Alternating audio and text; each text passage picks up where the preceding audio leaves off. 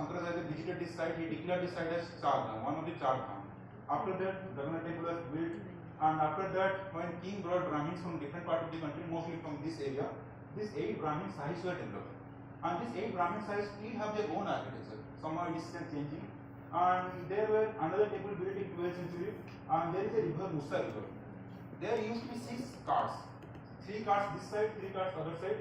There used to be boats which used to transfer the 3 deities from this side to other side. And in the 1262, on the suggestion of some monk, the river Musa was filled and this grand road was widened.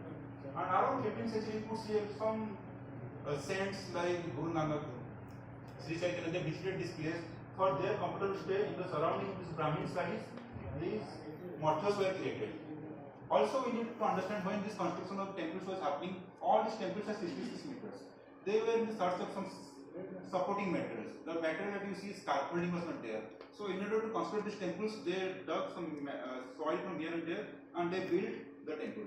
And later, when there was some, when there was digging, water accumulated. Those water later become sacred water. We have Vidhusagar, we have Narendra Pokhari, where there are a lot of rituals of God happens.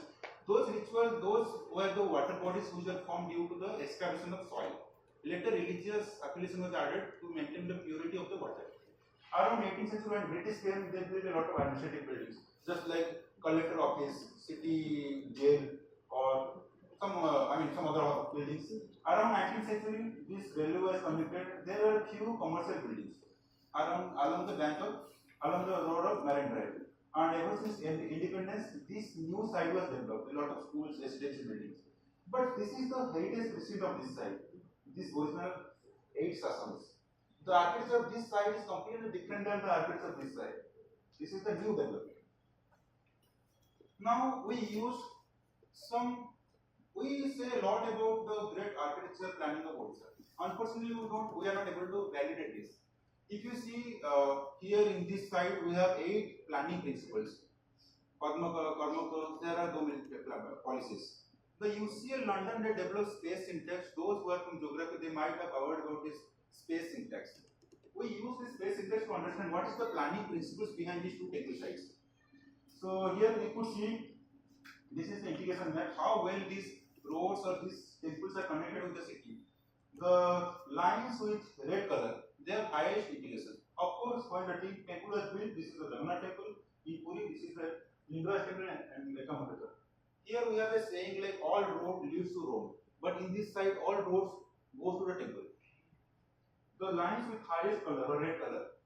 Here I am not showing the numbers because that might be confusing, but these maps are generated through the software to make you understand these roads. This is the Mishra Sai road, this is the Bardhanda road, this road goes to the Raghunath temple, and here these roads, they have the highest integration. So when the king was busy in constructing temples, there are some primary roads or the roads that we see, the Gandhi Marg.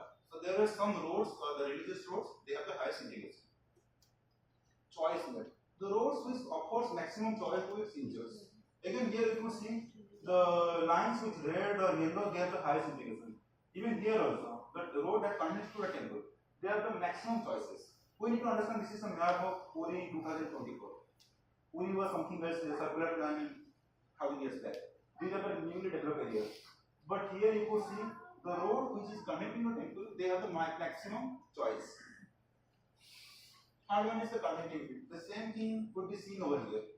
The roads that connect the temples have the maximum connectivity. So we are working on it. Hopefully we will publish this soon. Now this is the last slide that I will be showing here. The impact of different rulers. We need to understand each art and architecture is a type of art. They need patrons. They need somebody who would support generously without asking questions. Or might be asking questions, but we need a topic like culture, art. It needs supporters. It needs somebody to fund. So when Guptas were there, that is the time of revival of Hinduism or whatever it is called. During that time, the temple sites were revived. But the major turning point was Somavansis, Eastern Gangas. During these two periods, these temple sites received maximum attention. These 2 temple sites. Somavansi were the Saivites, they developed Bhubaneswar, and Eastern Gangas were Vaishnavas, they developed Puri. And there are different impacts of different rulers, and based on their ideology, how the temple sites are developed. Unfortunately, or I could say that was the need of the hour, in 2021, the government of Odisha implemented Temple Corridor project, in which the surrounding sites of the Jagannath temple and Puri, Jagannath temple and Lingras temple where a lot of buildings are there, lot of mathas.